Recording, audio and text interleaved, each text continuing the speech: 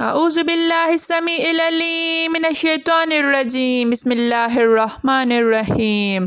رب اشرح لی صدری ویسر لی امری واحلل عقدۃ من لسانی یفقہوا قولی۔ رب یسر ولا تعسر وتمم بالخیر وبک نستعین ربی زدنی علما۔ السلام علیکم ورحمۃ اللہ وبرکاتہ۔ الحمدللہ، آج ہم سورہ توبہ کو شروع کر رہے ہیں ترجمہ و تفسیر۔ آج آیت نمبر 1 سے سورت کا ترجمہ شروع ہو رہا ہے۔ دیکھیے، اعوذ باللہ من الشیطان الرجیم، براءۃ من اللہ ورسولہ الی الذین عاہدتم من المشرکین۔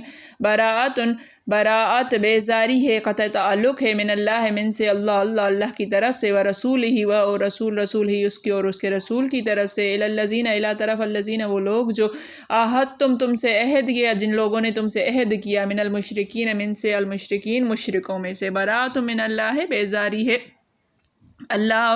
اللہ کی طرف سے، ورسول ہی اور اس کے رسول کی طرف سے، الی الذین عاہدتم من المشرکین ان لوگوں کی طرف جو جنہوں نے تم سے عہد کیا تھا مشرکوں میں سے جنہوں نے تم سے عہد کیا تھا۔ اے اہل اسلام، اب اللہ اور اس کے رسول کی طرف سے مشرکوں سے جن سے تم نے عہد کر رکھا تھا بیزاری اور جنگ کی تیاری ہے۔ فسیحوا فی الارض اربعۃ اشہر، فسیحوا چل پھر لو، فی الارض فی میں الارض زمین، اربعۃ 4 اشہر مہینے، واعلموا اور علموا جان لو، انکم تم غیر معجز اللہ غیر نہیں معجزی عاجز کرنے والے اللہ کو، ان اللہ اور ان یہ کہ اللہ مخزی رسوا کرنے والا ہے الکافرین کافروں کو۔ فسیحوا فی الارض اربعۃ اشہر، پس زمین میں 4 مہینے تک چل پھر لو، واعلموا انکم غیر معجز اللہ اور جان لو کہ تم اللہ کو عاجز کرنے والے نہیں، وان اللہ مخزی الکافرین اور یہ کہ اللہ کافروں کو رسوا کرنے والا ہے۔ تو مشرکو، تم زمین میں 4 مہینے چل پھر لو اور جان رکھو کہ تم اللہ کو عاجز نہ کر سکو گے، اور یہ بھی کہ اللہ کافروں کو رسوا کرنے والا ہے۔ یہ صورت سب سے آخر میں رسول مقبول صلی اللہ علیہ وآلہ وسلم پر اتری ہے۔ بخاری شریف میں ہے سب سے آخری آیت یستفتونک ہے، اور سب سے آخری سورہ برات اتری ہے۔ اس کے شروع میں بسم اللہ نہ ہونے کی وجہ یہ ہے کہ صحابہ نے امیر المومنین حضرت عثمان بن عفان کی اقتداء کر کے اسے قرآن میں لکھا نہیں تھا۔ ترمذی شریف میں ہے کہ حضرت ابن عباس نے حضرت عثمان سے پوچھا کہ آخر کیا وجہ ہے کہ آپ نے سورہ انفال کو جو مثانی میں سے ہے اور سورہ برات کو جو معین میں سے ہے ملا دیا، اور ان کے درمیان بسم اللہ الرحمن الرحیم نہیں لکھی اور پہلے کی 7 لمبی صورتوں میں انہیں رکھا۔ آپ نے جواب دیا کہ بسا اوقات حضور رسول صلی اللہ علیہ وآلہ وسلم پر ایک ساتھ کئی صورتیں اترتی تھیں۔ جب آیت اترتی آپ وحی کے لکھنے والوں میں سے کسی کو بلا کر فرما دیتے، کوئی صورت اترتی تھی تو فرما دیتے کہ اس آیت کو فلاں صورت میں لکھ دو جس میں یہ ذکر ہے۔ سورہ انفال مدینہ شریف میں سب سے پہلے نازل ہوئی اور سورہ برات سب سے آخر میں اتری تھی۔ بیانات دونوں کے ملتے جلتے تھے۔ مجھے ڈر لگا کہ کہیں یہ بھی اس میں سے نہ ہو۔ حضور صلی اللہ علیہ وآلہ وسلم کا انتقال ہو گیا اور آپ صلی اللہ علیہ وآلہ وسلم نے ہم سے نہیں فرمایا کہ اس میں سے ہے، اس لیے میں نے دونوں صورتیں متصل لکھی اور ان کے درمیان بسم اللہ الرحمن الرحیم نہیں لکھی، اور 7 پہلی لمبی صورتوں میں انہیں رکھا۔ اس صورت کا ابتدائی حصہ اس وقت اترا جب آپ غزوہ تبوک سے واپس آ رہے تھے۔ حج کا زمانہ تھا۔ مشرکین اپنی عادت کے مطابق حج میں آ کر بیت اللہ شریف کا طواف ننگے ہو کر کیا کرتے تھے۔ آپ نے ان میں خلا ملا ہونا ناپسند فرما کر حضرت ابوبکر صدیق کو حج کا امام بنا کر اس سال مکہ شریف روانہ فرمایا کہ مسلمانوں کو احکام حج سکھائیں اور مشرکوں میں اعلان کر دیں کہ وہ آئندہ سال سے حج کو نہ آئیں، اور سورہ برات کا بھی عام لوگوں میں اعلان کر دیں۔ آپ کے پیچھے پھر حضرت علی رضی اللہ تعالیٰ عنہ کو بھیجا کہ آپ کا پیغام بحیثیت آپ کے نزدیکی قرابت داری کے آپ بھی پہنچا دیں، جیسے کہ اس کا تفصیلی بیان آ رہا ہے انشاءاللہ۔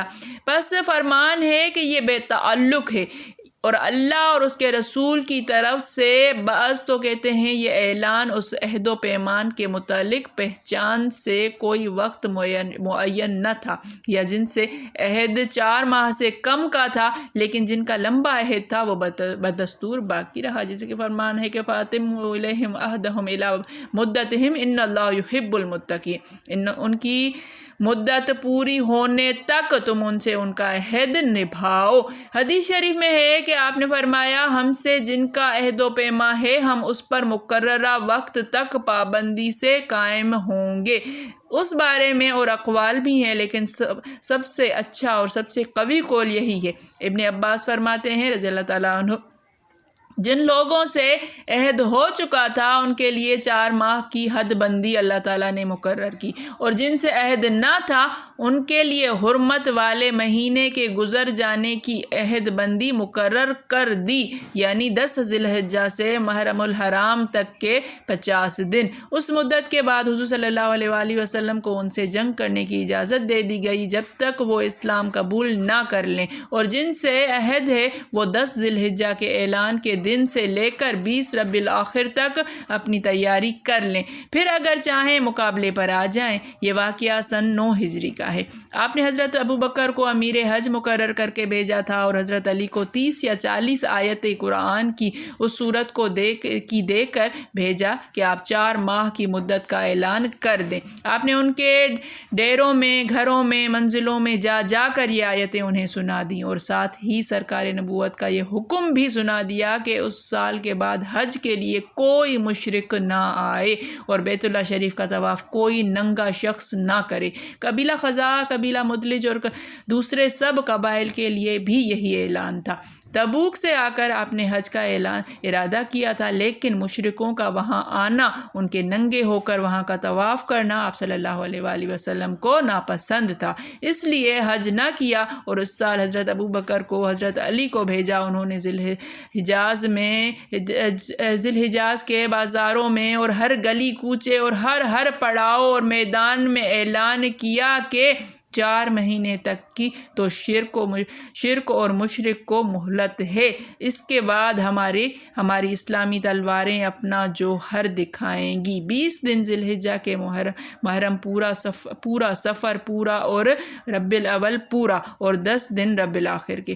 زہری رحمۃ اللہ کہتے ہیں کہ شوال محرم تک کی ڈھیل تھی، لیکن یہ قول غریب ہے اور سمجھ سے بھی بالا تر ہے کہ حکم پہنچنے سے پہلے ہی مدت شماری کیسے ہو سکتی ہے۔ واللہ اعلم۔ اللہ تعالیٰ سمجھنے کی توفیق عطا فرمائے، اللہ تعالیٰ عمل کرنے کی توفیق عطا فرمائے، اللہ تعالیٰ قرآن کا نور ہمارے سینوں میں پیوست کر دے۔ میرے پڑھانے میں، آپ کے پڑھنے میں، میرے سمجھانے میں، آپ کے سمجھنے میں کوئی غلطی، خطا، بھول چوک ہو گئی ہو تو میں اللہ کے حضور سے میں توبہ کرتی ہوں اور معافی کی خواستگار ہوں۔ ربنا تقبل منا انک انت سمیع العلیم۔ السلام علیکم ورحمۃ اللہ وبرکاتہ۔